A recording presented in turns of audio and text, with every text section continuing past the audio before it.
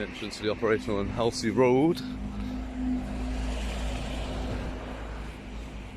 There's just a car parking out here at the moment. Not a lot to see. Private vehicles. Got a defibrillator.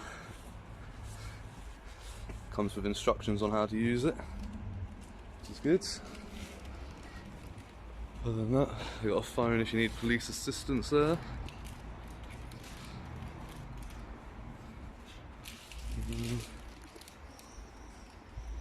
Yeah, good mate, how are you? Good, good.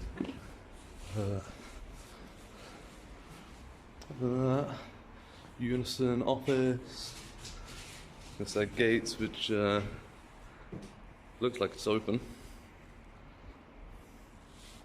But you can't really see many vehicles or anything, apart like marked ones. You got that one like just sticking out of the garage a bit down there. That's about it, really. That's a shame. But yeah, so that's the front of the building. We open with tension immediately, not because of chaos, but because of control. This is a police station, a place that represents authority, order, and law, and yet within seconds, we're watching a disagreement over something deceptively simple, filming in a publicly accessible space. The auditor isn't shouting, isn't obstructing, isn't trespassing, he's observing.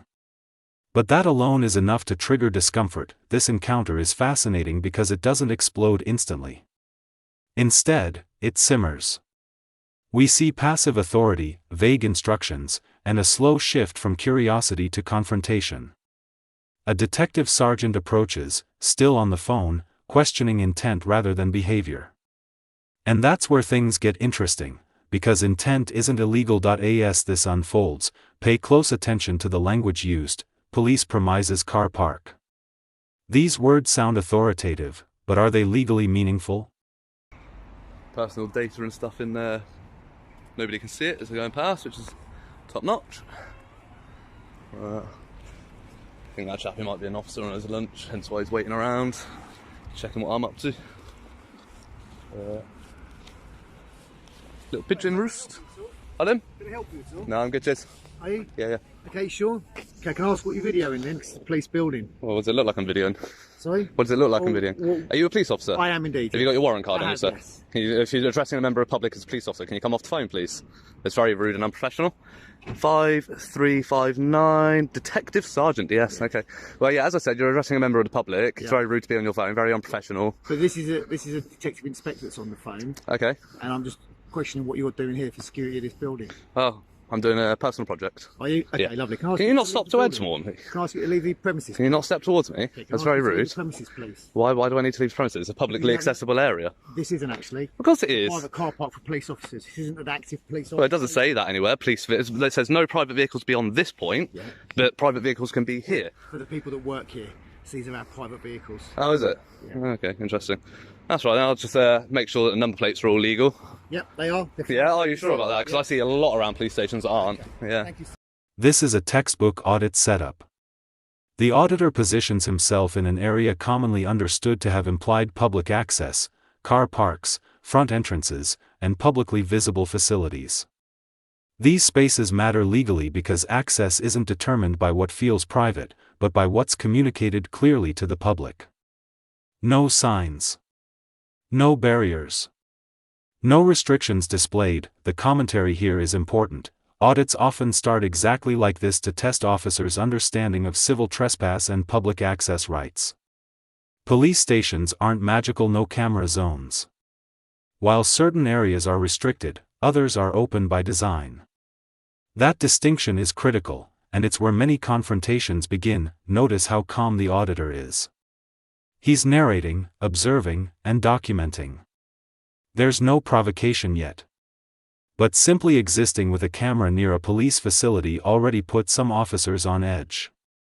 That reaction alone tells us a lot, because lawful activity shouldn't require justification. I'm leaving. There's no speed limit on leaving, is there? There's no speed limit. I can go. to leave. I'm leaving. I can go as far as I like. I'm leaving. I'm going backwards on her.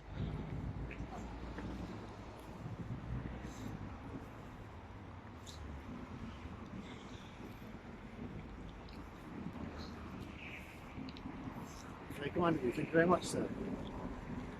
Yeah. So we've got DS Bully Boy. So if you want to cause a public scene, then this is a whole different ballgame, isn't it? How am I causing a public scene? Calling you a bully boy? Yeah. How's that causing a scene? Well, I find it very offensive. Okay. I'm just here asking you to leave the police premises. You realise the strand of a public order offence of insulting was removed because it was too subjective. So I'd have to be threatening or abusing in language or displays of behaviour. So good luck with that one, for starters. I can call you a bully boy and call you a pig if I want to. No, you can't. Yes, I can. No, you can't. Yes, I absolutely can. You need to go read up on POA. Can you get some uniform down here, boss? So DS needs some PCs to back him up.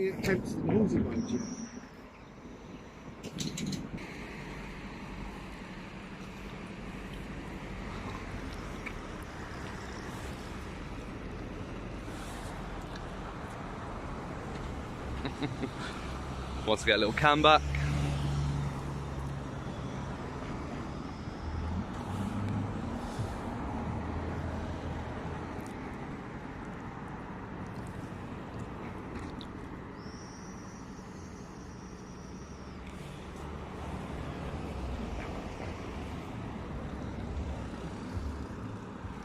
So whilst we're waiting on a backup, I'm going to get my body cam clipped on because I can see this going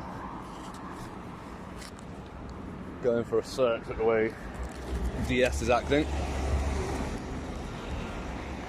So I get my body cam set up.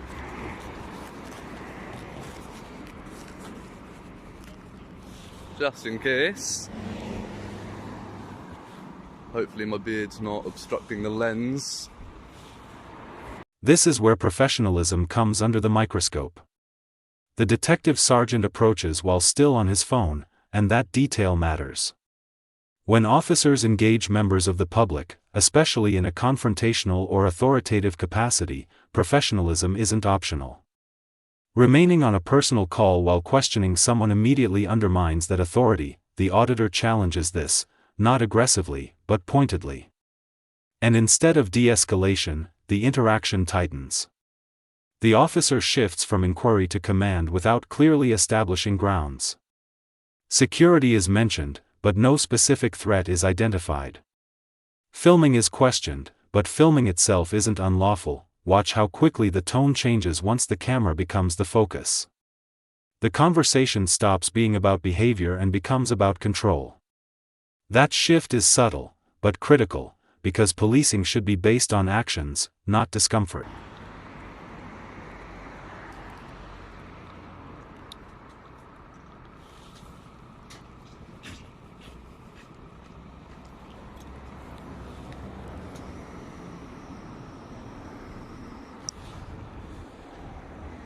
This is a shame after, such a good interaction that we had at the headquarters.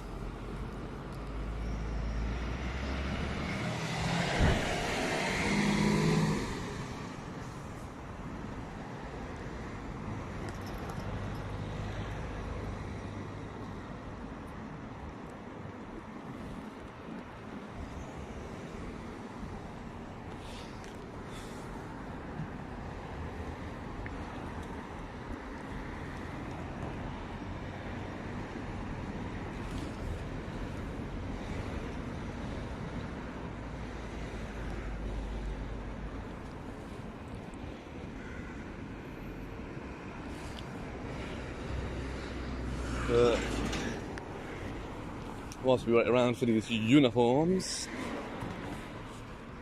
I'm gonna head round to... Officers actually enforce the sergeant's angry request. They're just coming out.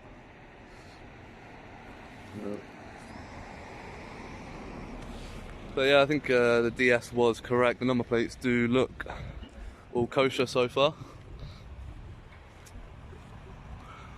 There is a vanity plate on a Mercedes over there, but it looks legal. Spacing looks right, font looks right. From what I can see from a distance, it looks like it's got the marks and everything that it needs to have.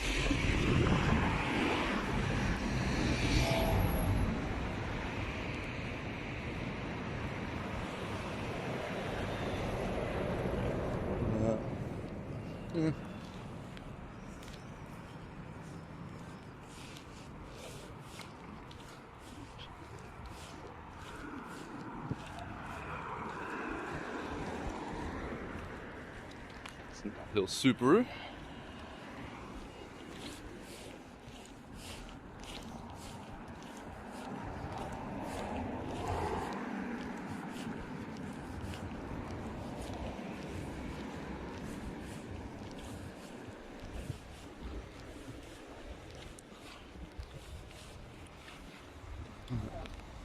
A familiar claim, this is a private car park.